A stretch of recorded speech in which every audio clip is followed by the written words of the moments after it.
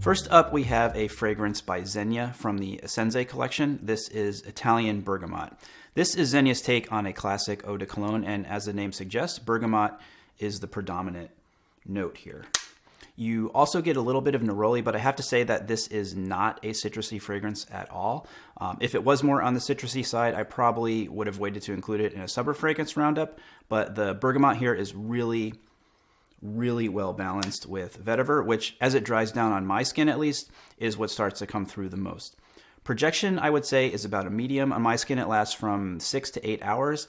This fragrance is very fresh. I think it is quite sophisticated, and it is also very versatile. Could easily be worn throughout the day or at night.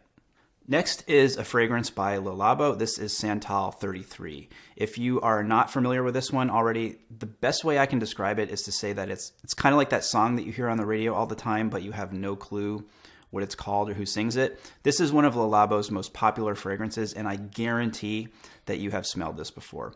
Typically, I tend to stay away from fragrances like that, but this one is just really good. You get woody and leather aromas, but it's also very fresh. It's not sort of like an overpowering wood scent. Santal 33 gets a lot of shade because it is ridiculously ubiquitous. There's a lot of really smart journalism about how it got to this point, and I definitely recommend Googling it and reading up if you're interested.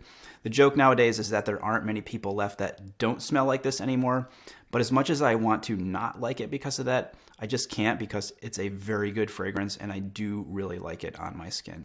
Next up is a fragrance from the House of Amouage called Dia for Man. This one for me is a very classic masculine scent. I've read some reviews online where people say that it reminds them of the way their grandfather smelled, and I like that. I think it's a very cool facet of this fragrance that it can evoke that sort of nostalgia for people. This one was an instant hit for me. I was first introduced to it at Oswald in New York City, which is a fantastic fragrance boutique.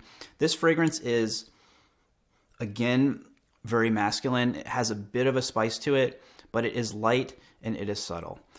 It doesn't have a huge projection, and it doesn't stay on my skin for that long, maybe like 4 hours max, but I'm not saying that as a negative thing.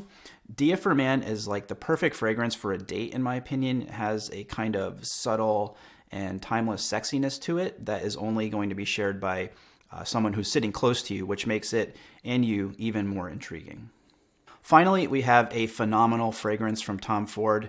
This is Oud Fleur, possibly my favorite Tom Ford fragrance ever. Now, as the name suggests, you have both an oud note and a floral note. The floral note to me is what pops out the most, and it is a very distinct rose. But do not think that because this has a pronounced rose note that it is feminine. It is not. There are other sort of rose-centric fragrances out there that are marketed as a unisex fragrance. I'm talking specifically about Le Labo Rose 31 that to me definitely skew way more toward the feminine side, but Oud Fleur is decidedly more masculine. The rose is balanced really well. There's a sort of a spiciness to it, and as it dries down on my skin, it definitely takes on a bit of a smoky quality, which is really nice. This fragrance for me is like the perfect nice event or nighttime fragrance for the spring/summer.